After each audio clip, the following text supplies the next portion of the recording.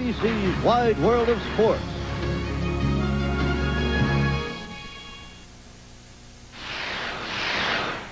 The Texas 500 is underway.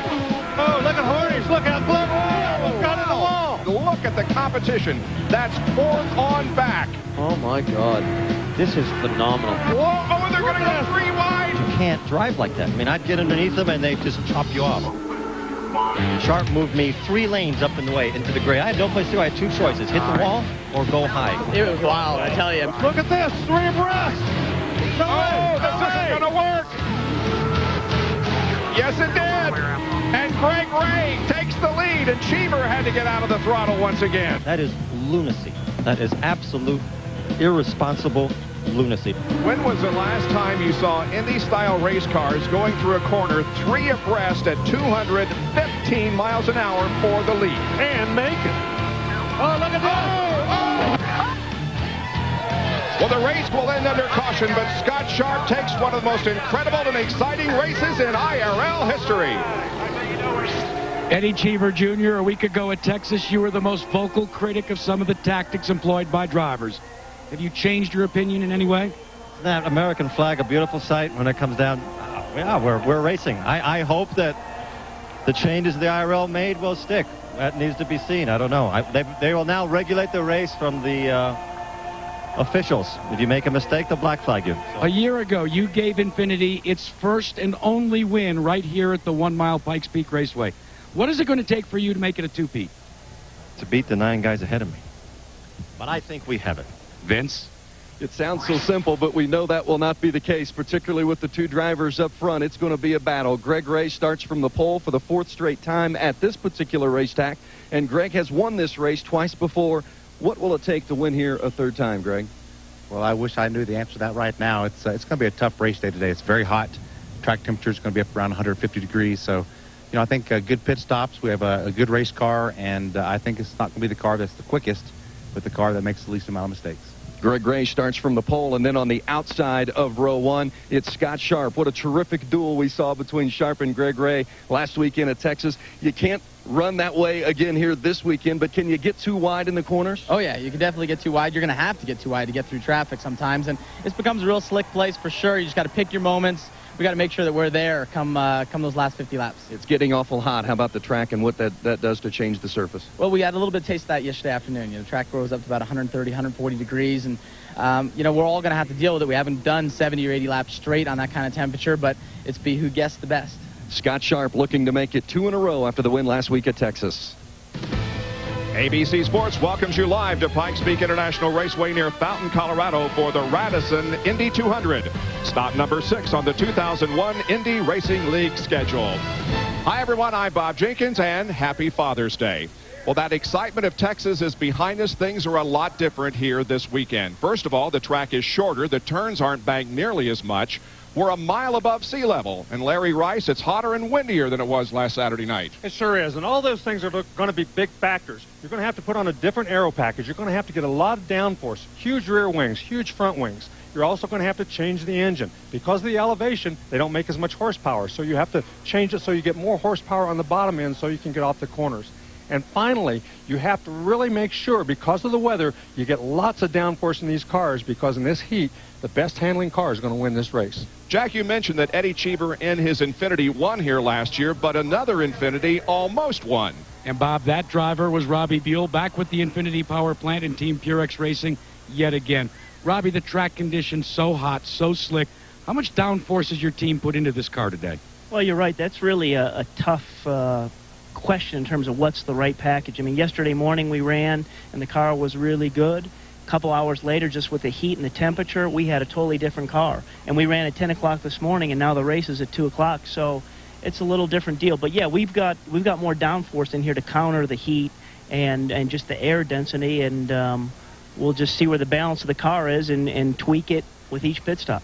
Vince Welch, Robbie Buell starts on the outside of row 2. And starting right next to him will be Sam Hornish Jr. They've run 2 tracks at about a mile distance so far this season, Phoenix and Miami, and Sam Hornish has won them both. We're back on the mile here.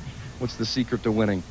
Having a good handling car, that's the big thing right now. We worked pretty hard this morning and warm up, making sure we had a good car, and think we got it. So we'll have to wait and see. Last week at Texas, your team said they were really pointing to this race. Why? Myself and Panther Racing haven't had that good of a track record here, but I think we've qualified better than they ever have so far, and better than I have for sure. So we'll come out here and see what we can do. They're doing a great job so far this year, and on the handling tracks, we've had super fast cars, so hopefully we'll pick that up again. Bob? All right, thank you, Vince. And Jason Priestley will join us here in the booth again as usual. And Jason, we're almost halfway through the season already. Yeah, Bob. And as we mentioned earlier, Sam Hornish Jr. still our points leader thanks to those 2 victories he had earlier in the season. Eliseo Salazar second in the points thanks to his unbelievable consistency. We should keep our eyes on both of those guys today. The other big factor, as we mentioned earlier, Scott Sharp and Greg Ray battling it out for IRL supremacy. But my money today is on the 2 Infinity-powered cars. I'm going to be watching Robbie Buell and Eddie Cheever Jr. I think they're going to get up front early and stay there. 20 cars are set to go 200 laps here at Pikes Peak International. June 18th, 2000, the Indy Racing League visits Pikes Peak International Raceway. It turned out to be the day that Eddie Cheever had waited for a long time. Everything in the pits and on the track went flawlessly. Well, not for everyone, but for Eddie, he earned the first victory for an Infinity-powered car in the IRL. 2 hours from now, Cheever hopes to be celebrating in victory lane once again at PPIR.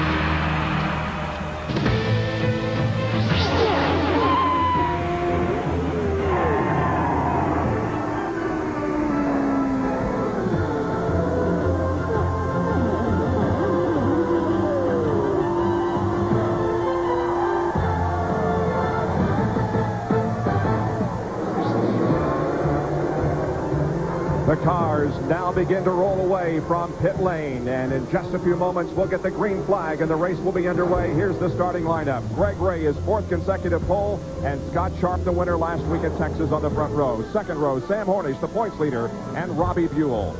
In row number 3, Buddy Lazier and Mark Dismore. Buddy Lazier is the defending IRL champion. He and his wife Kara and son Flynn live in nearby Vail, Colorado. He's a home state favorite here today. The 4th row, Buzz Calkins and Billy Bode. In row number 5, Felipe Giafoni, the rookie, and the defending winner of the race, Eddie Cheever Jr. Row number 6, Eliseo Salazar, second in points, and Jacques Lazier. In row number 7, it's Ayrton Dara, who ran second here a year ago, and Sarah Fisher. Row number 8, Richie Hearn and Donnie Beachlew, who ran 5th here last year. After last Saturday night's race at Texas, Donnie packed up the motorhome and made his way with his family here to Pikes Peak. Al Unser Jr. and Jeff Ward are in row number 9, and in row number 10, it's Didier Andre and Billy Rowe in his second start of the season. As we told you earlier, it is hot here today. The air temperature is 95 degrees, track temperature 140. There is, as usual here in Colorado, low humidity, but the wind is rather gusty at 15 miles an hour. Here's the stories we'll be watching today, the elements like weather and elevation. The IRL officials have told the drivers to pick a line and hold it. Don't block a faster car behind you. Cheever and Buell have the Infinity engines, and we'll watch Scott Sharp and Greg Ray battle it out for the win. Down to Vince Welch. So much has been said about Scott Sharp, Eddie Cheever, and Greg Ray on the track, but we'll also be keeping an eye on them off the track. Their pits are located in succession. Sharp, Cheever, Ray, and we've talked about Cheever's comments during the week. Well, you see, someone has placed a magnet on his pit box. No whining allowed. Jack? Well, Vince, it boils down to a very simple premise. Brian Barnard in a closed-door drivers' meeting told each and every driver, no second chances, no blocking. What you have to do out there is you find a line, you pick a line, and you stick to it. Bob? Well, there's the front row. Greg Ray in blue and Scott Sharp in orange and white, getting set to do battle here along with 18 others for 200 laps in the Pikes Peak Indy 200. Pace car is going to be pulling off the track shortly, and we'll be getting the green flag to get this 6th event of the 2001 IRL schedule underway. The crowd rises. They come down and the green is out. Here we go. It's a nice wide racetrack here at Pikes Peak. Greg Ray has taken off into the lead as he leaves Scott Sharp, Sam Hornish, and the others in his vest as they go down the backstretch. And into turn number 3 for the first time. And Greg Ray is going to lead. He's now led in 20 IRL races, which now ranks second to Tony Stewart, who led 21 races before he jumped from the series. Greg Ray has also led 5 of the 6 races this year and 17 of the last 23. And you can see Sam Hornish making a run on Scott Sharp, and it looks like he just got by him for second place. Those guys worked very hard on getting the package that will handle here. The Panther team has been very, very tough on all the 1 mile ovals, and it looks like they're going to be tough here again today. That lap, 161.6 miles an hour for Hornish. Greg Ray, the leader, ran only a 160.2. So Sam Hornish was the fastest car on the racetrack that past lap. And Robbie Buell was actually faster than Scott Sharp on that last lap. It's going to be interesting when he comes up and makes a charge of the third place himself. And Sam Hornish now comes up close to the rear wing of Greg Ray as Hornish sets his sights on leading this event. Robbie Buell has indeed moved to 4th position behind Scott Sharp. Buddy Lazier running in 5th spot. Then Calkins, Dismore, Boat, Cheever, and Giafone complete the top 10 here, as now 4 laps are in the book. And Bob, it's already a more successful day for Buddy Lazier than it was here a year ago. You may recall he blew an engine on the very first lap of this race last season. Team owner Ron Himmelgarn told me that they just hope that they had a better day today, as you see the pass for the lead. Indeed, Sam Hornish has the advantage now, passing Greg Ray, entering turn number 3.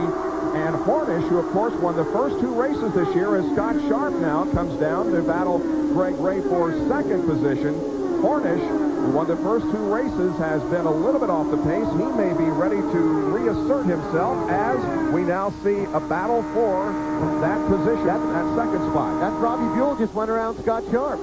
What happened there was a couple of guys had to get out of the throttle. Ray got out of the throttle, and he lost a lot of ground. Sharp almost caught him. When Sharp caught him, then he had to get out of the throttle. That let Buell get by. When you lose momentum by just lifting a little bit on this racetrack, it makes a huge difference in speed at the end of the straightaway.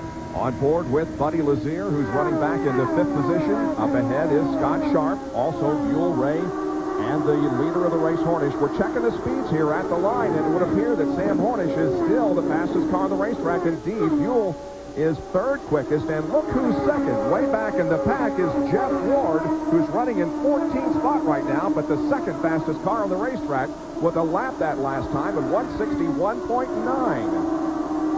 Well, Sam Hornish was far and away the fastest car on the track that last lap, nearly 4 miles an hour. Buell is going for the 2nd position and is going to take it.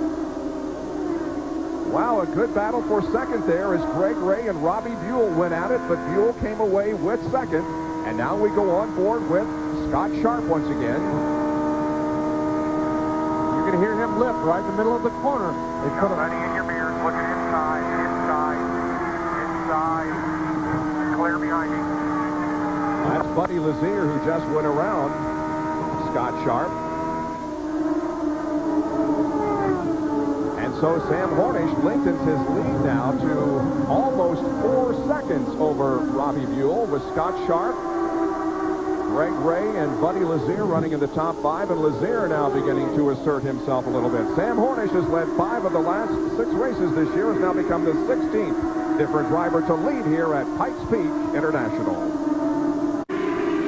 Back at Pikes Peak International, there's our track map. Number 4, Sam Hornish, the leader, and look how much of a lead he has over Robbie Buell in number 24 and Buddy Lazier in 91. It's 7.19 seconds, and Greg Ray is having his problems. He's dropped all the way back to 9th position. And Bob, the problem with Greg Ray's car, and it can happen so quickly in a bull ring, the handling can go away. The car has gotten very, very loose, and Ray reports he's having trouble holding on. They told him adjust the white jacker, but that's not really curing the problem. Meanwhile, Donnie Beechler had to pull on the pit road because his car wasn't loose. It had a terrible vibration. A.J. Foyt's team replaced all the Firestone tires, but did not find the problem there. Donnie Beechler has dropped 2 laps down now. He's in 20th position as Sam Hornish now encounters some of the slower traffic. That is Richie Hearn, who is driving for Sam Schmidt Motorsports this weekend, substituting for the injured Davey Hamilton. And Hornish is tiptoeing his way around and finally gets it done. Yeah, he certainly did. He did a nice job. He just barely got on the outside. That's what you have to do. You have to run within the inches if you're going to run that outside through. And we understand that race control has radioed the Panther team telling Sam Hornish to just be patient out there and not take any chances. He's already lapped Sarah Fisher, who's running 15th. Now that is Ayrton Dare, he's about to lap. He's running in 14th position. There you see some of the drivers that have gained since the drop of the green flag. Jeff Ward started 18th up to 12th. He's gained 6 positions. Well, you'll remember Sam Hornish made a couple of mistakes at Phoenix and Miami. He got very high, but he got by with both of them and won the race. Outside, not clear. Well, ABC Sports is giving you a chance to win a ride in an Indy car and a trip to next year's Indianapolis 500. We'll be revealing the Indy All-Access Sweepstakes driver of the day later in today's race, so stay tuned. Sam Hornish with a 6 3/4 second lead over Robbie Buell. You know, Larry, you mentioned Miami. This sort of reminds me of the Miami race where Sam Hornish just stormed away from the field for most of the race. It seems like the Panther team has a way of finding something the night before the race that none of the other teams find, and it allows Sam Hornish to run away like this. And we're on board with Eddie Cheever, who now currently runs in the 6th position. Cheever started back in the 10th spot. And Owen Snyder told me that they really planned on, and every time they've run here, last year when they won, they did the same thing. They planned this race in more or less 3 segments. They want to be fast on the last segment, hang on the first couple of segments, and they had a plan to run a certain speed. I think he's doing that. Greg Ray has gone a lap down. And Sam Hornish is just moving through the field with considerable ease. There's Eddie Cheever's statistics, starting 10th and now running in 6th spot. Jeff Ward also now a lap down as we look at the Firestone telemetry from Eddie Cheever's car. Up to Looks good on the telemetry. almost a little over 100, make that 173 miles an hour before he had to lift briefly going into the first and second turns. Now, the front straightaway is going to be faster than the back straightaway because it's 160 feet longer. Sam Hornish Jr. with 27 laps complete has the lead over Robbie Buell by 6 3/4 seconds. Back at Pikes Peak International, they're the top 5. Look at the tremendous battle for second position. On board with Buddy Lazear, and that's Robbie Buell right beside him. And finally, Buddy Lazear gets second position. He'd been stalking Buell for several laps, found the opportunity, and took advantage of it. He was very patient. He had another opportunity, but he didn't force the issue. He knows that this is a long race, and he waited until he was sure he could make that pass before he went in there, stuck his nose in there, and got in trouble. He was very, very patient making that pass. Now here is Buddy Lazear moving to the inside of Sarah Fisher, who is back in 16th position, 1 lap down. They've had trouble finding the balance in that car all weekend. They just never have quite come up with the downforce package for this 1-mile racetrack here this weekend. Buddy Lazear from Vail, Colorado, not too far from this racetrack, which is south of Colorado Springs, close to the town of Fountain, Colorado. And Bob, one thing that Buddy Lazear and his team have stressed this week, they need a win. Currently 5th in points. It's the defending champion. But until they get a win, they feel as though they're going to be hanging around that 5th spot. To get a victory, they feel as though that would push them up to at least challenge for a repeat at the championship. So this Himmelgarn racing team really seeking the win today. And Lazear goes to the outside of Richie Hearn and will complete that pass. Hearn is 15th position, down a lap also. There are 9 cars on the lead lap as Sam Hornish has lapped everybody except the 8 cars behind him. Unbelievable for this early in the race. It certainly is. They've really got the setup put on that race car, and if anybody is going to get around him or keep up with him during the rest of the day, they're going to have to make some big changes on the pit stop. Call Brian. Down to about 154 miles an hour in the second corner before back hard on the throttle once again down the backstretch for Buddy Lazear. And here is Eddie Cheever Jr., who is coming up on Scott Sharp. Sharp running 4th, Cheever 5th at the moment.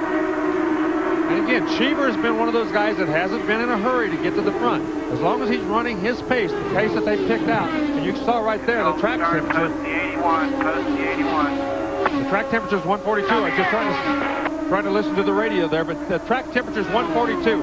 The highest temperature the Firestone guys have ever seen was 156 here the first year this racetrack ran.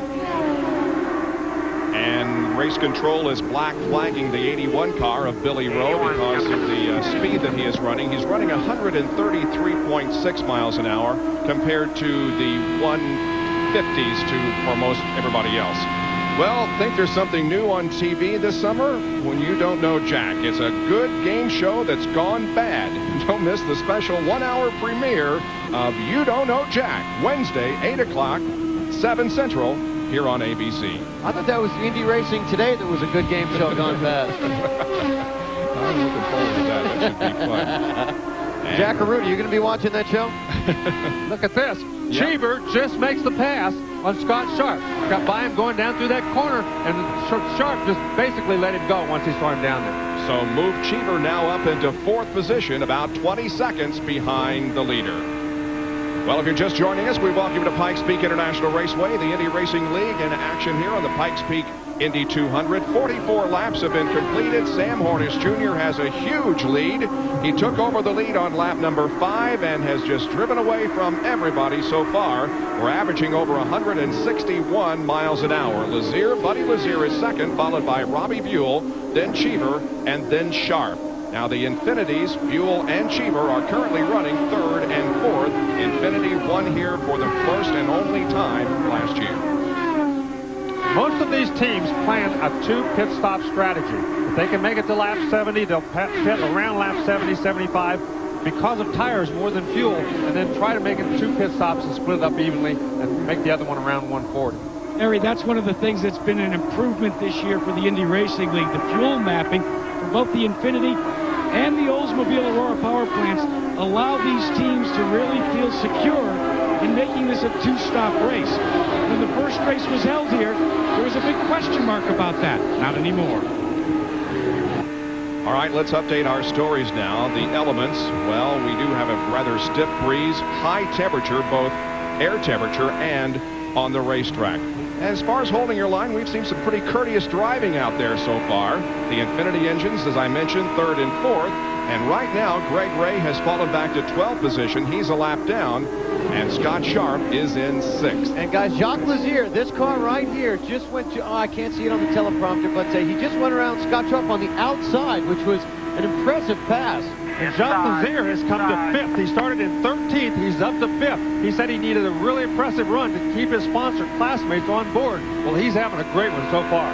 Classmates.com came on for the Indianapolis 500 and have been with Jock ever since, and hope that they can stay around for a while as Hornish now puts a lap on Scott Sharp, the 6th place car. Now, those Delphi cars of Sharp and Dismore look a lot alike. The way you can tell the difference, well, Scott Sharp's rear wing is yellow on the flat part, and Mark Dismore's has a black flat part of the wing. Wow, I cannot believe that Sam Hornish has lapped all the way up to 5th place already. That is some truly incredible driving and an incredible setup on that car from the Pennzoil Panther team. Wow, you can see right there, he's being very careful still. Down to Jackarute. One of the co-owners of the Pennzoil Panther team is Jim Harbaugh, formerly of the University of Michigan, formerly of the San Diego Chargers. Now you're coming home to Detroit as a backup for the Lions. Yeah, got a chance to go home, play in the state that I was raised and went to college, and looking forward to playing for Matt Millen's organization there. What about the condition of Charlie Batch? Are we going to see you a lot, or do you think you'll be able to play most of the year? Charlie's been real healthy so far, gone through every practice and mini camp. He's doing a good job learning the West Coast offense, so it's his football team. I'm there strictly as a backup. Let's check in with Vince Welch. Eddie Cheever is running 5th, but Cheever had radioed in and says the engine feels a little rough and he's got a push. The push they can deal with, but they hate to hear bad news about the engine. But Dane Hart, one of the engineers, says the telemetry looks fine. They'll just keep their fingers crossed and hope Eddie's just feeling some of the extra bumps. Do you remember at Texas Motor Speedway, Eddie Cheever radioed the crew exactly the same thing? Maybe Eddie Cheever hears voices in the car. Well, Eddie Cheever was in danger of being lapped by Hornish, but he's pulled away from him a little bit now. 5 cars remain on the lead lap here at 54 laps. We'll return with more of the Pikes Peak Indy 200 after this message and a word from our ABC stations. Emily, Brock, Chadboat. Happy Father's Day. Happy Father's Day. My name is Jeff Ward, and my name is Brandon Ward, and I want my dad, and I wish my dad a happy Father's Day. He's got possibilities in television, speaking as well as he did. Huh? I've been more tongue-tied than that in the booth with you, Jink. Well, happy Father's Day to everybody out there that's watching this Indy Racing League event from Pikes Peak. I guess it's pretty obvious the caution is out here at Pikes Peak because of debris on the racetrack. It's very windy here. There's been a lot of wrappers and other pieces of paper that have blown onto the racetrack. Let's watch the pit stops now. Buddy LAZER, who is second to Sam Hornish, as the crews go to work on the cars. This comes on lap number 61. No changes to the leader's car. He likes the way it handles. Eddie CHEEVER got out right behind Sam Hornish Jr. If he stayed out and got his lap back, that's big for him and his team. Yeah, he wanted to get out ahead of Hornish because the pace car would have picked up the leader and Eddie would have been able to go around the entire racetrack, but unfortunately, Sam beat him out, at least unfortunately for Eddie. Well, the Panther team has been very, very quick. Those guys have been able to change tires in just over 9 seconds, under 10 seconds a lot of times. So that's very tough to beat a team like that when they can do it that quickly. By the way, Kevin Blanche, the chief mechanic on this car, spent a day fishing with Jimmy Houston recently, and you'll see that show June 30th on ESPN, so watch for that.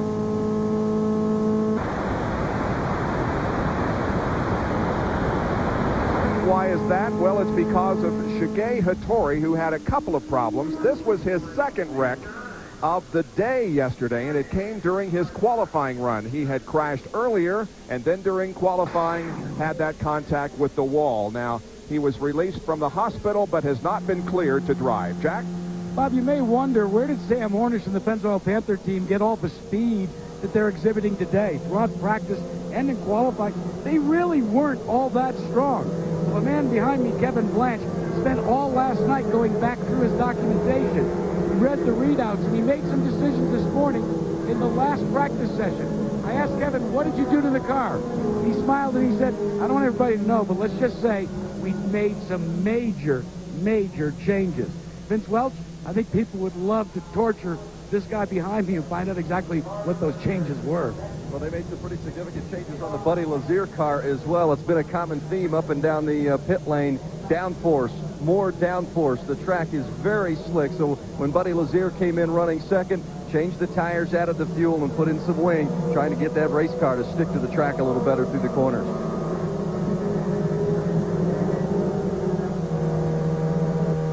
Still under caution here at Pikes Peak. Debris on the racetrack has reduced our racing here at Pikes Peak International Raceway. This Wide World of Sports update brought to you by Speed Pass. Today's way to pay. It's free from mobile. Well, on this Mobile One update, we'll bring you up to date on some of the accidents and the drivers that were involved in them. Scott Goodyear at the Indianapolis 500, this crash with Sarah Fisher. Later in the season, in fact, last weekend, we had 2 rather serious crashes. That is the one that has sent Davey Hamilton to the hospital. And then late in the race, Robbie McGee was involved in this incident with Eddie CHEEVER Jr. Now, we'll update them. Scott Goodyear has been released from the hospital. He was well enough to do the IROC race at Michigan last week on ESPN. Robbie McGee is recuperating at his parents' home. Davey Hamilton continues to have some surgeries. He had one both Friday and Saturday. They're working specifically on the left foot. But right now, he's in stable condition. And Davey and Robbie and Scott, we wish you the speedy recovery and hope you get back with us very, very soon. The green flag comes back out. We're racing once again at Pikes Peak. you know A.D. Cheever wants to get that lap back from Sam Hornish. It's going to be interesting to see if he's got anything for him right now in the restart. Yeah, he's going to be standing up in the seat trying to get around him. I'll guarantee you that. But getting around Sam Hornish doesn't seem to be a very easy task here today. Well, it certainly hasn't been in the first 67 laps of this race. Lapped all the way up through the 5th position. And now Cheever tries to get to the inside of Sam and get that lap back. I think he may get him right here. It looks like he's doing okay. High. Well, Sam knows it's a long race. He's not going to do anything foolish right now. Eddie Cheever probably pulled out all the stops. They probably did everything they could in order to do that, make that pass. Now then the trick is going to be to keep him back there for the next 50 or 60 laps until the next pit stop. By the way, we need to tell you that Jacques LAZER had a bad pit stop and in fact got lapped. He's back in 7th position now, and Scott Sharp is also a lap down. So 5 cars now on the lead lap. Buddy LAZER, Fuel Ward, and now Eddie Cheever also on the same lap as the leader. However, he's just ahead of Hornish. There's the update on the pit in and pit out. LAZER dropped from 4th to 7th, and everybody else staying just about the same. We should point out, too, Bob, that Jeff Warren is one of those who did not pit. He elected to stay out on the track to get back in position, and he's currently running in 4th spot, but he'll need a yellow here sometime soon. Well, Cheever now a lap down once again. Yeah, you could see Hornish, once he got on the inside of him, he just made Cheever move out. When Cheever moved out, he had to get out of the throttle a little bit. You could see him whistling that wheel. It was a little bit loose once he got out there, so he had no choice but to let him have that spot. Graphic tells you that Cheever and LAZER now have the current consecutive race streak at 46. Davey Hamilton, up until today, had started every Indy Racing League event since its inception, but unfortunately, he's watching from the hospital today. Jackarute, what's the deal on Giafone? Well, Felipe Giafone, the current IRL rookie leader, had a car that he literally could not drive. It was so loose that on that last pit stop, they decided to make major wing adjustments. The way you do it on these short track wings is you take the rear gurney flap and you pull it out and make an exchange. They went from a very small gurney flap to a very large one, trying to give some stability and additional downforce to the Brazilian rookie. Felipe has not finished out of the top 10 this year. 6th at Phoenix, 4th at Miami, 10th at Atlanta, 10th at Indianapolis, and 2nd last weekend at Texas. Sam Hornish Jr. continues to lead by 3 seconds over Buddy LAZER. Robbie Buell is 3rd. Welcome back to Pikes Peak International Raceway, ABC's coverage of the Pikes Peak Indy 200. Sam Hornish is your leader by 6 seconds over Buddy LAZER. Now there's Richie Hearn, who's substituting for the injured Davey Hamilton. Richie Hearn is running in 11th position. We updated you on the condition of Robbie McGee just a few moments ago, and we're very honored to have him on the phone from his parents' home in St. Louis. Robbie, we wish you were here. How are you doing? You know, it's real tough to watch on TV, but, you know, I certainly wish I was there, too. Just still in a little bit of pain, but we're recovering, and look forward to being back in a couple races. Got a lot of metal in the leg? Yeah, there's definitely some hardware in my leg. Hopefully it, I guess it stays in there, too. So I just, you know, hope it cures pretty soon so I can get back in a race car. Well, let's hope so. Now, we mentioned that Sam Schmidt is having a substitute driver here this weekend with Richie Hearn. Cahill Racing has not entered this race. Now, are they going to before you get back, and when do you hope to be back in the race car? I've talked to Larry extensively a couple times, and I know he wants to be back racing at Kansas City. He's not too big on the idea of going to Richmond with a new driver. And with the rehabilitation that we're working on, I think we can be ready for Kansas City, and that's what we're looking for. Well, that's terrific. We hope that you're there with us. What do you think about Hornish's performance so far here today? This is pretty awesome, isn't it? It's pretty wild. You know, that whole Pennzoil team is a Panther team, and Sam Hornish, they've got their stuff together there. I mean, they're really just, you know, it looks like he's easily driving around everybody, and I've seen it happen to me on the track, but seen this on TV here. I mean, they're dominating, and they've really they've got their things together.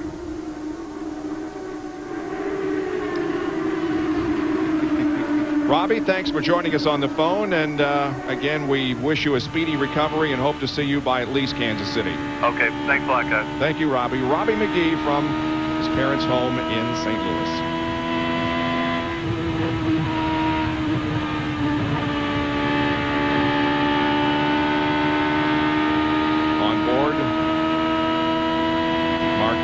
on here. July 8th, by the way, is the date of the Kansas City race, so we hope that to see Robbie back by at least then. Now, guys, while we're away, it would appear now that Sam Hornish has lapped all the way up to 3rd place. Sam Hornish, Buddy Lazier, Robbie Buell, the only 3 drivers left on the lead lap. Quite an impressive performance. And Jack has an update on Sam Hornish. Well, as you've been watching Sam Hornish, if you've seen his picture, you know he has a tiny little growth from his chin to his bottom lip. A new movie has come out starring John Travolta called Swordfish, where Mr. Travolta has the same sort of growth. Sam Hornish has been taking a lot of ribbing from his Pennzoil Panther crew concerning that. They have nicknamed him Sailfish, not Swordfish, Sailfish, Vince. One of those cars still on the lead lap is Robbie Buell. Buell currently running 3rd. He's complained a little bit about a push, but he's running extremely well. They made a slight adjustment on the first stop, but all looks good for the team Purex of Dreyer and Reinbold Racing. They say Robbie is not complaining about the car. It says it could be a little bit better. They know they're in for a long haul to try to catch Hornish. And Buell is running in 3rd position. Buddy Lazier is 2nd, and we'll see how far Buell is behind Hornish as he crosses the line. He is 11.3 seconds behind. 12 under of 6,000 horsepower. Top Fuel dragsters and funny cars compete in the Pontiac Excitement Nationals at National Trail Raceway. Check out ESPN2 for the final eliminations beginning at 8 o'clock Eastern tonight. For more, log on to ESPN.com. There's our track map. It's Hornish, Lazier, and Buell, the top 3 at Pikes Peak. Sam Hornish Jr. continues to lead this Pikes Peak Indy 200 with a considerable margin over Buddy Lazier and Robbie Buell, who are running 2nd and 3rd. And JACKARUTE, what's wrong with Greg Ray, the pole sitter? He's way back in 16th, 3 laps down. You remember at the start of the race, we talked about how hot it would be, how greasy it is here at a bull ring like Pikes Peak. A car can go loose very quickly. Greg Ray continues to fade, being passed over and over again. Quite simply, they are chasing the racetrack. The car continues to be loose no matter what they do. It's going to be a long day for the man from the Lone Star State. He's running 146 miles an hour. The leader, Sam Hornish, is running 162.3. So indeed, the handle has gone away on that race car. You know, guys, we haven't seen this much dominance since Crazy Horse decided to pay George Custer a little visit a few years ago. I'm telling you. Buzz Calkins is running in 11th position, and Vince is with his dad, Brad. Well, Brad Calkins is one of those fortunate fathers that gets a chance to see his son race all the time. So Father's Day at the racetrack, not really anything different for you, is it, Brad? Yeah, I wish it was a little better. The race would be going a little better. It'd be a little better Father's Day today. How has the car been? We know you're running 11th. Car was great. I don't know whether we broke something. We moved up to 5th, and we were running with the leaders, and then all of a sudden developed a horrible loose condition, and we've just gone backwards since then. So far, not the most enjoyable of Father's Day for Brad Calkins. He's now 3 laps down. Here is a battle for position, however, as Sarah Fisher takes the 12th spot from Buzz Calkins. And it looked like Buzz Calkins just got out wide there, and he's picked up a push in his car, the way that he just slid out wide there, wouldn't you say, Larry? Well, there's 141 degrees track temperature. I think that's part of the culprit here, is that high track temperature. A lot of these guys just weren't ready for it. When it's that high, the slickness of the racetrack really makes a huge difference. These things kind of feel like a pig on ice. You're sliding around everywhere, and you're just hanging on. And I think that's exactly what Greg Ray is doing right now. He's just hanging on, hoping to keep that thing between the fences. Pig on ice? I never heard that analogy before, Larry. Jason, you ever seen a pig on ice? Quite interesting. I saw the Muppets on ice when I was a kid. Let's go down to JACKARUTE, who has an update on Lazier. Well, it's not a case of a pig on ice for Buddy Lazier. It's a case that the dirty air, the air coming off the other cars as Lazier works race traffic, is, and I quote, according to Buddy, just killing me. That is the most difficult thing, Larry, in a bull ring. When you've got to work race traffic and the dirty air upsets your car, you can kind of become like a pig on ice. Well, it certainly is. It's very, very difficult on these small tracks. You don't get much time to rest. You see Buddy Lazier, he takes his left hand off, kind of exercises it down both straightaways just to get a little relaxation. But you're really tense. You're really in a bind almost all the way around this racetrack. And when you get in that dirty air, it makes a huge, huge difference. It takes the air off of these wings, and it really makes these cars move around. It's a good day for the LAZER brothers. Buddy currently running second, and his brother Jacques is currently in 5th position, although a lap down. And Jacques' best career finish is a 7th. He's done that 3 times, so he is en route to his best finish ever in an IRL race if he can stay up there. And all these teams, it's a trade-off. You try to put as much downforce as you can without taking away speed. But when you take away the speed, you know, when you put a lot of downforce in, you take away speed.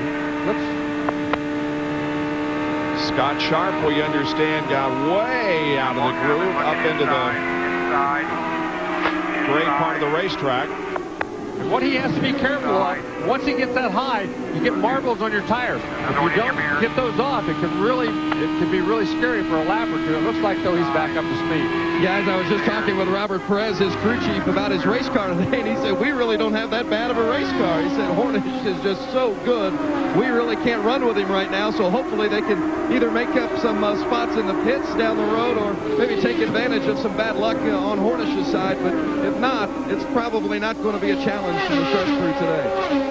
I think that's the way with a lot of cars and drivers out there, Larry. They don't have bad race cars, but compared with Sam Hornish, they're nothing. Well, he's certainly at a different level. They've certainly found something in their setup on the mile racetracks whether they're putting more downforce in than everybody else or whether they've just found a balance with that race car that nobody else has been able to find. But they've certainly been miles above everybody at every mile so far this year. 19 cars are still running. Only one, Billy Rowe, has dropped out of the race. Didier Andre running back in 19th position, and Donnie Beechler, who has had problems for A.J. Foyt, is in 18th. We're on board with Sam Hornish Jr. as he continues his domination, now leading Buddy LAZER by 11 seconds. More after these messages and a word from our ABC stations. You're watching the Indy Racing League on ABC Sports.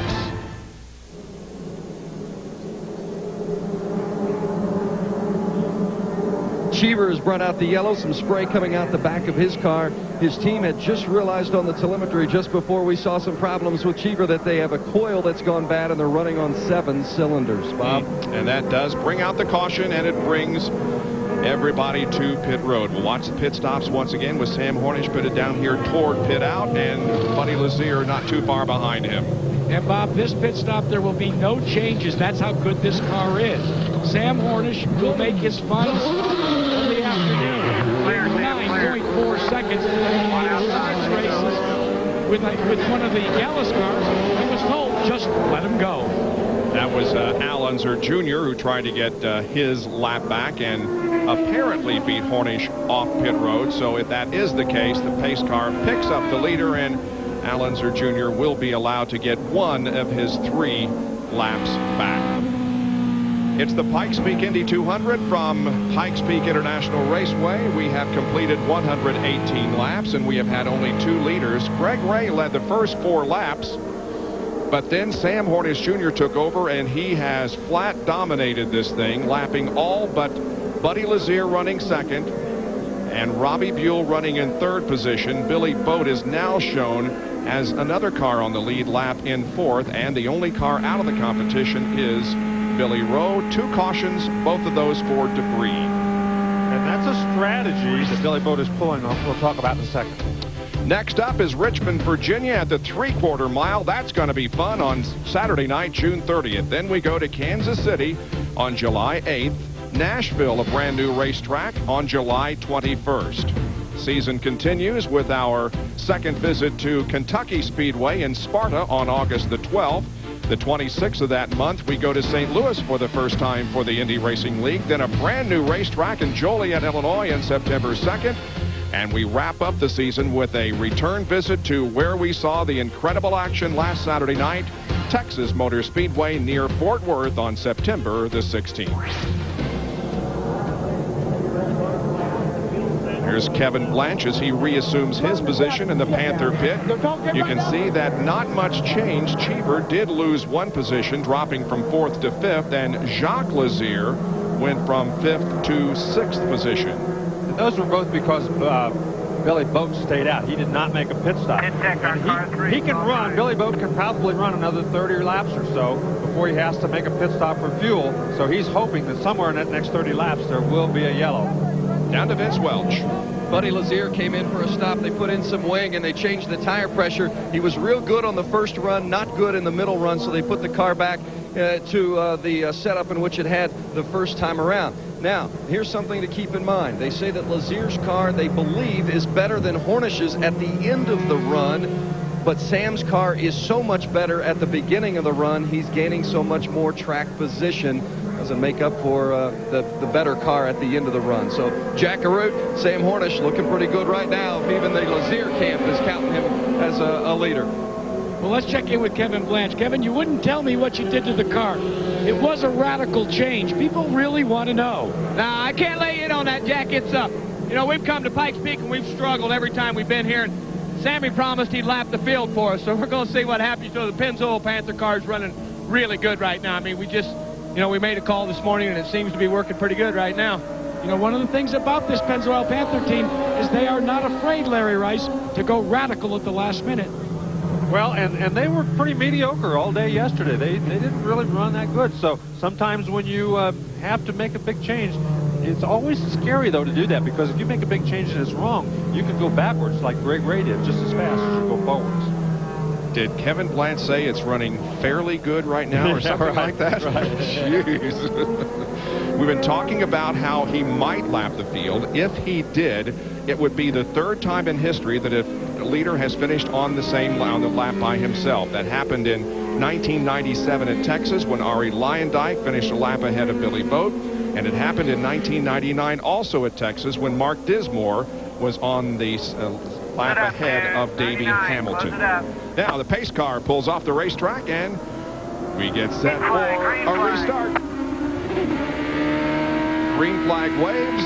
The field accelerates. We're on board with Buddy LAZER as he goes to the outside of Eddie Cheever. Yeah, that was pretty easy. Eddie Cheever obviously got trouble. There are 4 cars between second place LAZER and the leader HORNISH. And Sarah Fisher up ahead, also Giafone. The interval there is active. 1.525 seconds. Moves to the inside of Sarah Fisher. Well, right now, it doesn't appear that he's too far off the mark with HORNISH. His last lap was faster than HORNISH's lap, so if he can get through this lap traffic, he may make a race out of this yet. And his last lap was 155.7, and HORNISH was 155.3. However, well, last time LAZER was also the fastest car on the racetrack. HORNISH second and Buell third. But he goes to the inside of Felipe Giafone, who is running in 8th spot, 2 laps down. He makes the pass on him. Well, that's Alonso Jr. right up there ahead. We'll go around Little Al, and it's just open track to HORNISH. That was a nice move by Alonso Jr. You can see he moved up the racetrack a whole car length. He let him go, knowing that he's battling for the lead. Little Al is 12th, also 3 laps down. And the interval is stabilizing, about 1.6 seconds. Well, and remember, while it's stabilizing, he is running in traffic all the time. So it'll be interesting when he has a clear racetrack to see what happens. Interesting to see, guys. There's a car that's right ahead of Sam HORNISH Jr. is none other than Jacques LAZER, the brother of Buddy LAZER, the man who's chasing Sam HORNISH. And he passed Sam HORNISH, so that tells me that HORNISH is not as quick as he has been earlier in the race. I'm sorry, guys, I misstated that. The car in front of him was Ayrton Dare. My apologies. Dare running in 7th position. Now just 1 lap down since he was able to pass HORNISH. Larry Rice, you're correct. Sam HORNISH is not running as fast as he was before, and there's a reason for it. That last pit stop, and they wanted to be their final pit stop, was right on the edge of the window if this race goes completely green to the end. So the team has told Sam, with the sizable cushion that he had, to change the fuel mapping, at least for a little while. When he really begins to feel that hot breath from LAZER, I'm sure they'll go up a notch. We'll check the speeds at the line. LAZER faster than HORNISH. He's been about a mile an hour faster ever since that last pit stop. So if they want to maintain that lead, I think it's about time they get on the radio and say, hey, Sam, maybe you better turn that fuel back up. Let's make a run on this guy and get by him. Third fastest car that last lap was Billy Boat, who's running fourth.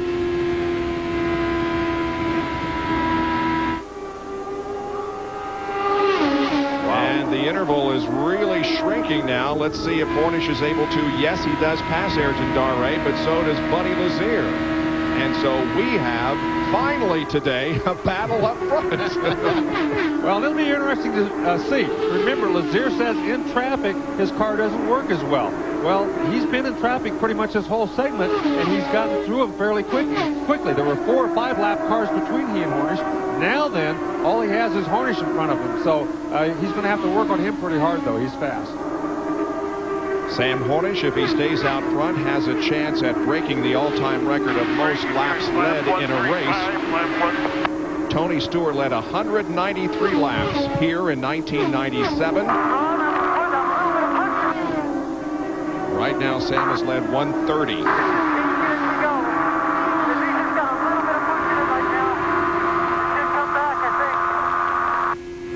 right, you're buying a car just because you're buying a car. Hear him say he thought he had a little bit of push. He's reaching down there to adjust the sway bar a little bit to see if he can take that little bit of push out, because right now he's running almost the same speed as Hornish. Larry, one thing that Lee Koonsman pointed out to me just a few moments ago, of course, Lee Koonsman, the team manager for Buddy Lazier, he said he thought the track may be starting to get a little more consistency in it. Remember, when we first started, it was so slippery. They had a USAC event on here before this race here today. The track was really slippery. Koonsman said he believes that maybe the track is starting to show a little more consistency, and that may be helping Lazier as well. And Vince, all of a sudden, Sam Hornish has indeed felt the hot breath of Buddy Lazier in second. The crew has radioed to him to change the fuel mapping again. One of the reasons that it was important that USAC Silver Bullet race ran before them, they use a different type of tire. It's not Firestone. So it does make it a lot greasier because the Firestone rubber and the other rubber don't match quite so well. And by the way, that USAC race was won by Dave Steele. Oh, you can see right there. See the front end go away from him? You can see him really turn that baby. Made an adjustment, too. Buddy Lazier is the defending Indy Racing League champion, but he has not led a lap all year. He's close to it right now, about a half second behind Hornish. Well, he hasn't had that bad a year, except at Indianapolis, where they went on 7 cylinders from about lap 1, and down in Miami, where he crashed. Other than that, he's had a pretty decent season. Finished 4th at Texas last Saturday night, moving him up 2 in the point standings. He is currently in 5th in the point standings. So we got 60 laps to go here at Pikes Peak International. Just as you rejoin us here, Jacques Lazier brings the car to a stop. There was a report from Vince Welch the car was having oil pressure problems, and just about that time there was a puff of smoke from behind the car, and Lazier brought it quickly off of the racetrack. So we're under caution once again, and Lazier is very frustrated because he was running 5th and having a great day. Jack? Well, just before that caution was issued, Greg Ray retired from the event. What put you out, Greg? Well, it's just one of those bad days.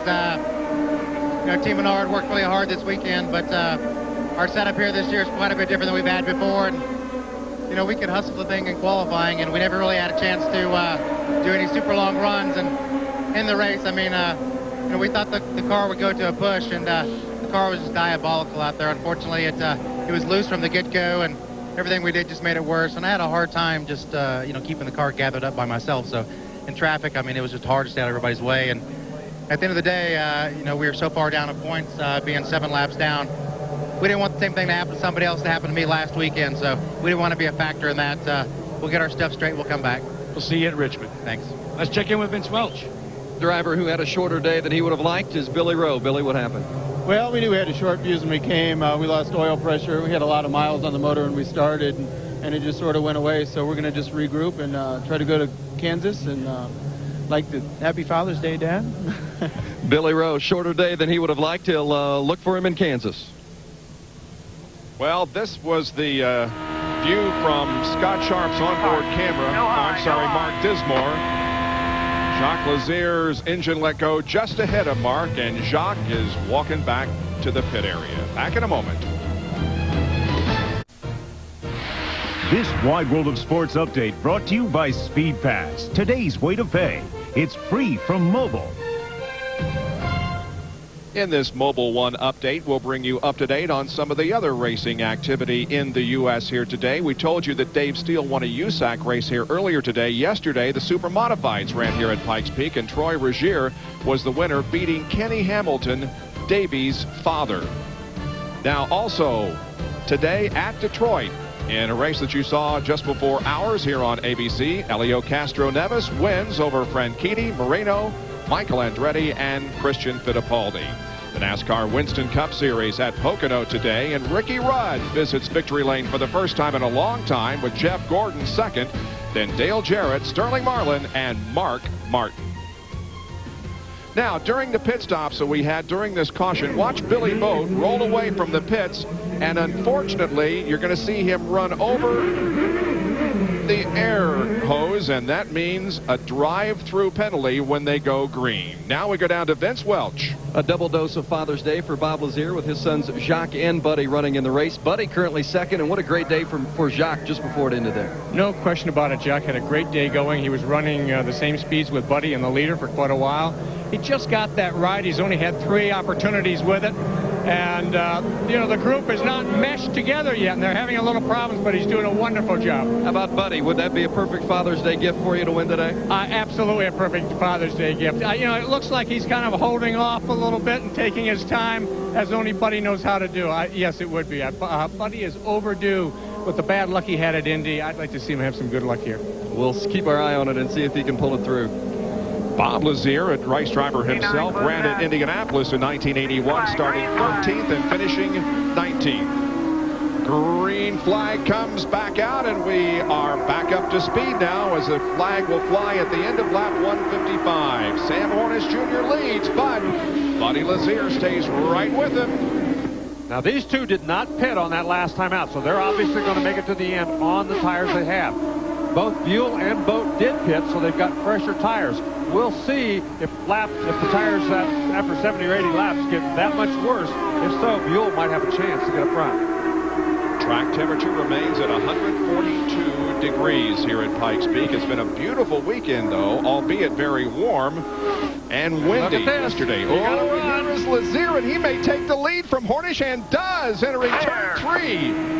Wow, Sam Hornish Jr. so strong throughout the race, but now loses the lead, and Jackarute with the other Lazier. Well, Big Brother just took the lead, and you've got to watch it on a monitor. Well, you know, I'm extremely happy for him, but at the same time, you know, I'm very disappointed. You know, everybody, the whole classmates team, they worked extremely hard. You know, we had a little problem there in the pits, but we just started working and working and working, and we had a great car.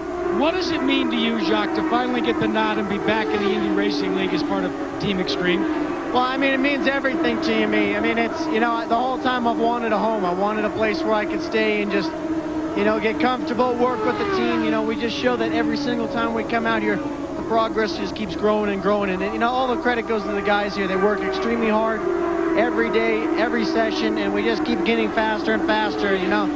Hopefully, you know, everything will come together with sponsorship, and we'll be able to make it for the rest of the year. Jacques and Angelique Lazier, also hailing from Vail, Colorado. Now, that was Billy Boat that they just went around. Boat had to observe that penalty that he assessed on the last pit stop. But Buddy Lazier now begins to pull away from Sam Hornish a little bit. The interval is up to more than 1 second. And again, these are the first laps that Buddy Lazier has led all year long. Boy, this is great stuff, too. Buddy told me this weekend this is his home track, and he expects good things from himself and his team here. I know he's real happy to be running up front right now. Vince, what's wrong with Hornish? Well, this set of tires not reacting to the track surface like the previous set, so said the car is a lot more loose than he's had to deal with. You just saw it wiggle there. Oh, man. That's a bad set of tires, guys. Boy, you can see that again. That was a miraculous save, Larry. He did a terrific job keeping that thing, because once those things wiggle, it's so difficult. It doesn't look like they move much, but when you're sitting in that seat, when that thing wiggles that much, it feels like you're almost ready to spin. But if you overcorrect, that thing will spin around the other way, so you've got to be very cautious when you turn that wheel not to overcorrect. And remember, Hornish is only a sophomore driver. This is his second year in the league. Watch that wiggle and way up into the marbles besides. And that's the other thing that he did well. He was able to keep it out of the wall. Look at that thing wiggle. He's up in there, but he gets it stopped. He's hard on the brakes.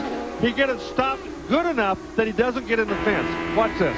Oh, you can see that thing. He just... And how he kept that out of the fence, I imagine everybody in the pit area wants to know. Wow. Well, he lost about 4 seconds in that little incident. He's now back 5 to Buddy Lazier. Robbie Buell in third. And he lost about 20 heartbeats, probably. Yeah. Lost 5 years off the end of his life.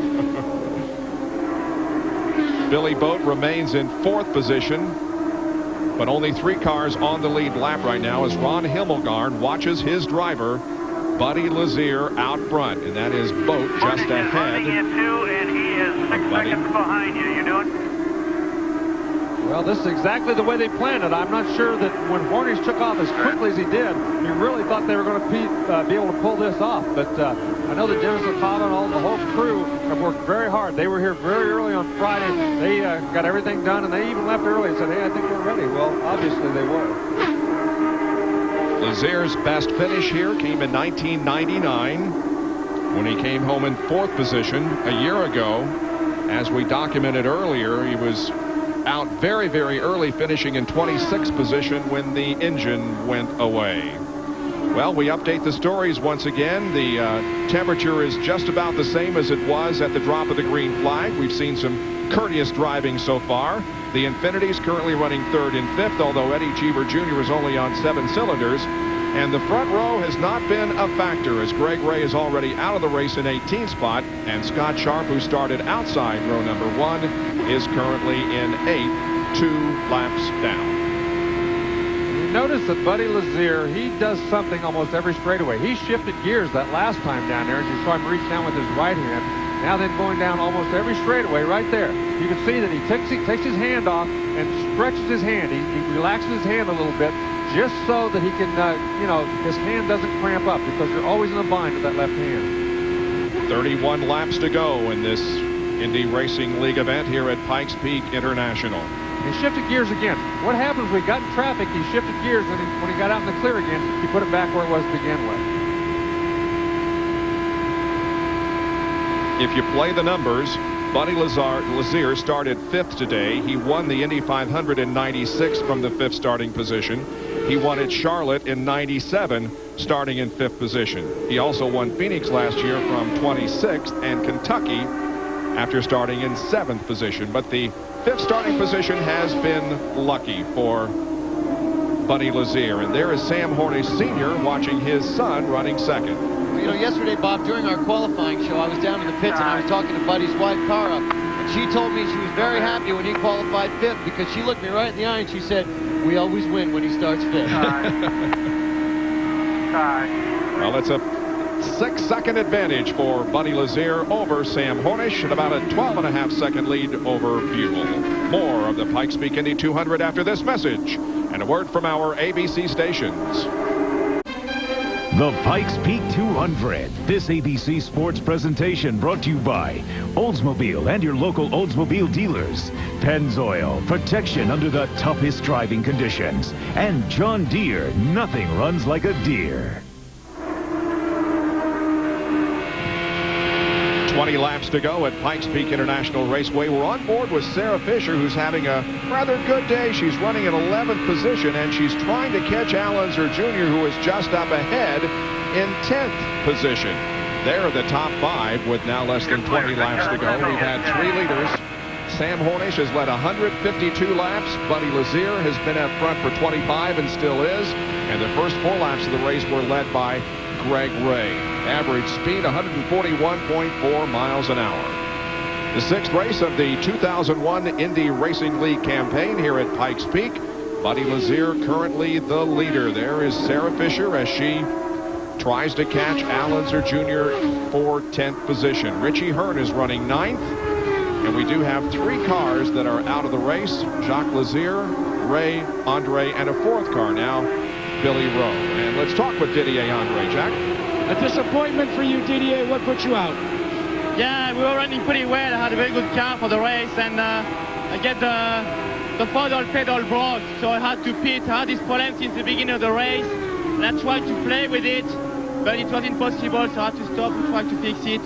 And I went back on the track, and we couldn't get any position, and even when we fixed it, the throttle stayed on, so it was pretty dangerous. We prefer stop it, and it's going to be for next time. We'll see you in Richmond. Thanks. And Bob, let me update you as well on a condition of Buddy Lazier's car is developing. They are looking at the telemetry and seeing that the engine is beginning to show some heat. They've asked Buddy Lazier to go to 6th gear. If I'm not mistaken, is that not, Larry, is that not kind of the cruise gear?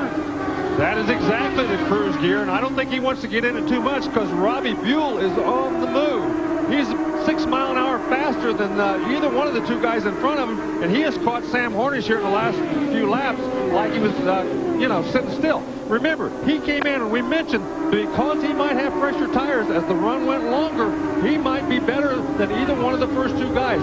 So far, that appears to be the case.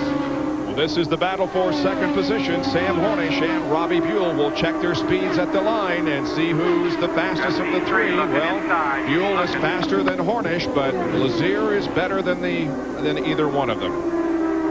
And it might be that once he catches Hornish, the tires won't be as big an advantage in the dirty air as they were on the open racetrack. But on the open racetrack, the fresher tires made a huge, huge difference. Uh-oh, here he goes. Way on the inside. That's Buzz Calkins that they went around, allowing Buell to get a little bit closer to Sam. It's about a 9-second interval from the leader, Lazier, back to this battle for second spot. The other thing you have to remember is that Hornish pitted on lap 116. So that means they've got to really stretch that fuel load. They've got to get 84 laps out of it in order to get to the end. Oh, here he goes. He's got a good run coming down through the D-shaped part of this oval, but cannot get to the inside of Sam and cannot find an opportunity to pass. And actually, while this is going on, it's giving the leader a chance to pull away from both of them a little bit. So I think he wants them to keep battling it out as long as they can. 9 laps to go. Make that 11 laps to go. Well, Robbie Buell's got to figure out a way. Traffic is the best way. 10 to go. So as they catch this slower traffic, he's going to try to pick a way to get around that Hornish goes. Hornish goes high, he'll go low to try to make the pass. Here we go. 10 laps to go. Clear. Here's the active interval for you once again. That's Salazar that Buell is trying to pass to the inside. Yeah, he had to get out of the throttle. That'll cost him a little bit. With only a few laps to go, it's going to be very hard now to catch back up and make that pass on Sam Hornish. Up to a little more than a half-second advantage now. While we're watching this battle, let me tell you about a few other drivers who've done well today. Felipe Giafone solidly in the top 10 again. He's in 7th. Richie Hearn could give team owner Sam Schmidt his first top 10. Hearn is now 9th. And Billy Boat is going for his 3rd top 5 finish in the Curb Agajanian Beck car, as Boat is in 4th spot in the last car on the lead lap. Ayrton Dare running in 5th also had a very good run, one of his better runs. And Cheever Jr.'s done well to hold on to that 6th position, given the fact he's running on 7 cylinders. Yep. So Infinity's running in the 3rd and 6th positions as we near the checkered flag here this afternoon, and what's been a fast race and one that was just totally dominated for a large portion of the event by Sam Hornish Jr., but this last set of tires has not suited the car. And Sam has had a struggle. He's now running in 2nd. Well, it doesn't appear that Buell caught him, but once he got up behind him, he doesn't appear to have anything much for him. He tried one time or twice, but evidently the tires on his car also have started going away just a little bit. And guys, Sarah Fisher has just gotten around Al Unser Jr. for that 10th spot. Quite an amazing drive for her today, considering that they've been chasing that car all weekend, and it seems like she's turned it around for herself during this race. Run for Sarah. There she is, running in 10th spot.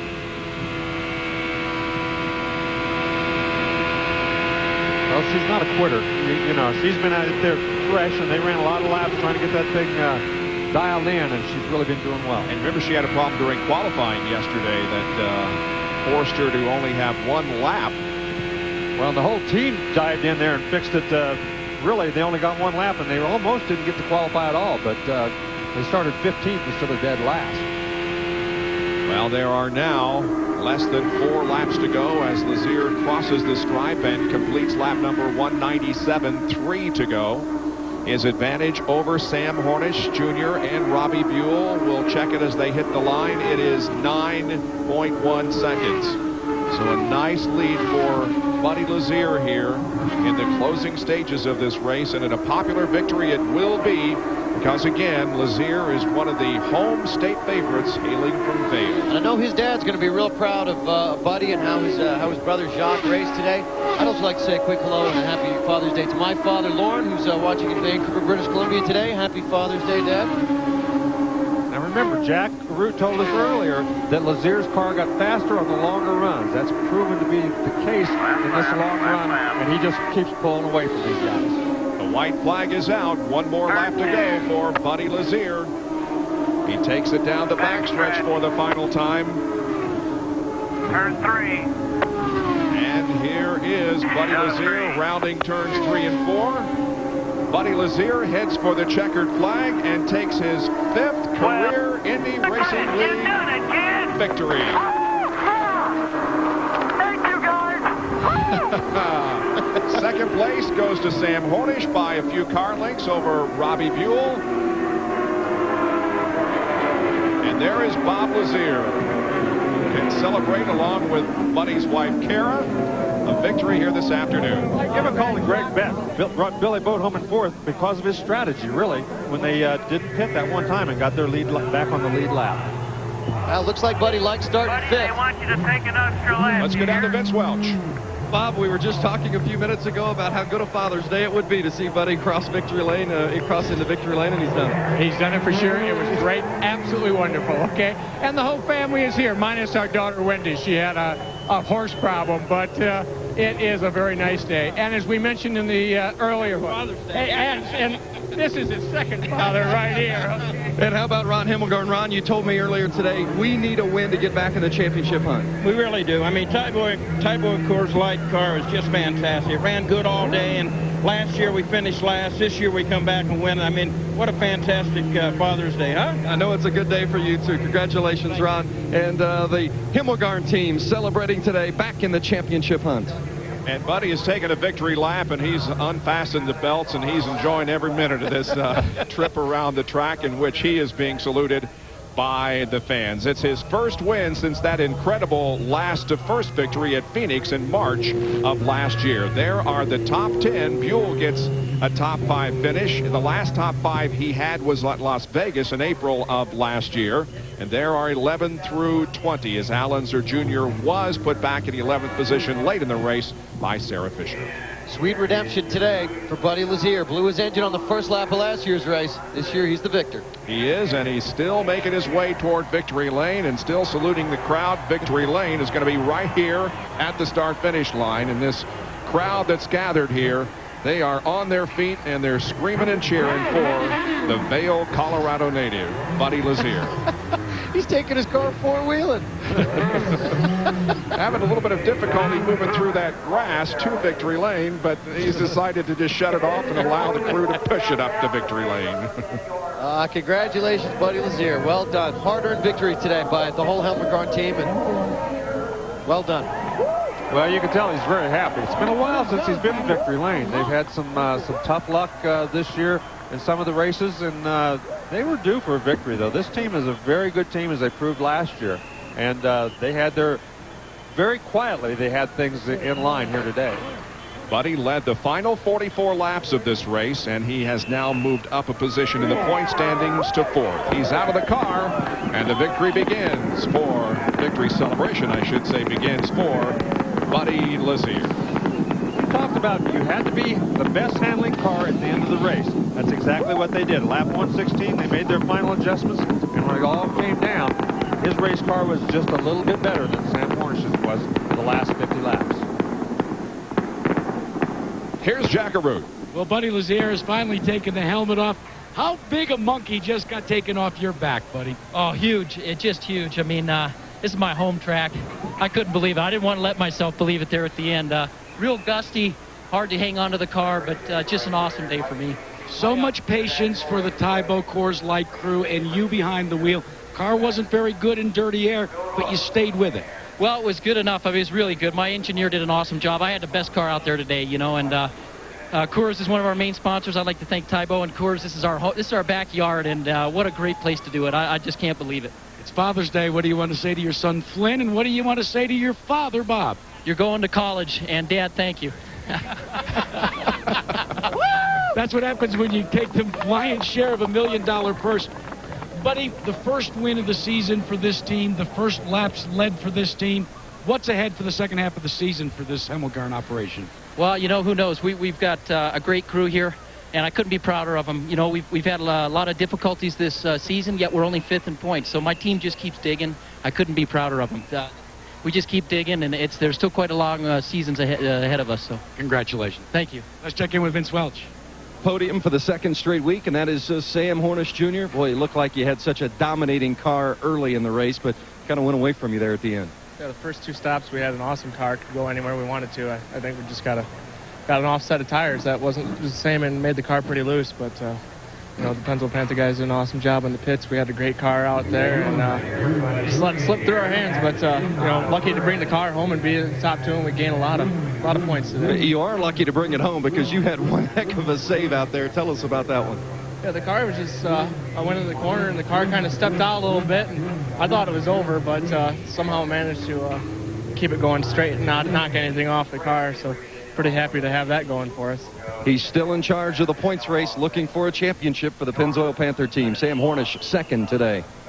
And his point lead is now 56 over Salazar. Sharp is third, Lazeer fourth, and Giafone to 5th. It's time to reveal the Indy All Access Sweepstakes Driver of the Day. Hi, I'm Buddy Lazeer from Vail, Colorado. I'm the Indy All Access Sweepstakes Driver of the Day. For your chance to win a ride in an Indy car and a trip to next year's Indianapolis 500, log on to ESPN.com, keyword Indy Pass. Fill out an entry form and include the name of the driver of the day. One entry with the correct answer will be selected at random as this week's winner.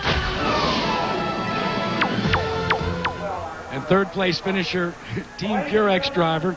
And I got to tell you, Robbie Buell, you were the fastest guy out there near the end of the race. Yeah, we had made some changes to the car right there at the end, and it was great when I was by myself. And if I could have gotten by Hornish, we could have left him. But when I got in behind him, we had some dirty air. But all the dry Reinbold Purex guys, things have been turning around since the month of May, and the Infinity Motor program, that's coming around. And we're going to win races with that motor, both CHEEVER and myself, before this year's out. So, you know, we got to be on the podium. We did that, and we're going to win races this year. So, what is the biggest change that you made with this team? And is it terms of assignments? Well, it is. I mean, you know, we've had some personnel changes the month of May, but also part of it's all the Infinity Motorsports guys have been working really hard at the beginning of the year, and we've slowly been working those bugs out and making progress. So it's a combination of that, but this team is starting to fire on all cylinders. Everybody's liking to come to work in the morning, so that's a good thing. Even the driver. Bob. Well, Robbie Buell finishes in third position here behind Sam Hornish Jr. and the winner, Buddy Lazeer. Boat finishes fourth today at Pikes Peak, and his 9-year-old son, Chad, just said, Dad, you were on the rev limiter a lot today. How else was it? It was a pretty good day for you. Yeah, not bad, you know. The Curve Records team did a great job for me. We got a break when we got that yellow and got our lap back, and then we got you know, that penalty put us behind a little bit. You know, we had a great race car at the end. I think we were good enough to run with anybody. But you know, that's the breaks, and you know, the key for this team is the consistency. Running that top 5, running in the hunt, being up there at the front, and looking forward to going to Richmond. I think it's going to be a bull ring. It's going to be a lot of fun. And another top 5 finish does have you moving up the championship ladder too. Absolutely. You know, the consistency is the key for this team. You know, we know we don't have the resources. We know we don't have what it takes to go sit on the poles. We never tested here. We don't get a lot of laps, so we got to make every lap count. And that's what we have to do here. And running those top 5s and running consistent is the key for us. You run up there long enough, your win's going to come your way. Maybe the most efficient team in the league, Curve Motorsports with the Agajanian Group and Billy Boat. Jack? And Vince Eddie Cheever Jr. was joking with his Infinity crew that maybe you ought to run on 7 cylinders now and again because the car performed pretty well. And it definitely improves the horsepower. You take 50. It definitely improves the handling. You take 50 horsepower out. I don't know what happened. I don't know if it's an electronics problem or maybe an injector, but I started losing a cylinder right from the beginning, and the car would go in spurts and then fall back again, but it was a good race. With so much that was happening out on the racetrack and such heavy race traffic, how tough was it to navigate today? For me, it was very difficult because I had no acceleration. I just had to keep on going in fourth gear. I had to drop down 2 gears to keep going, but it was a very busy day. It was very slippery up on top. Everybody kept their head together. It was a very fun race. It's a very tough place to come up in Colorado and run, especially when they have races before us, because they put different type of rubber down and you really don't know what the car setup is. But it was a lot of fun. I'm still waiting for this year to start for us. So when is the next race? Richmond. Well, maybe Richmond. We'll do it in Richmond then. All right, so his season starts in Richmond. Bob? And that Richmond race will be on Saturday night, June the 30th on ESPN. It's the Richmond 300, the first time the IRL has ever competed on a track less than 1 mile in length. It should be fun. Join us June 30th.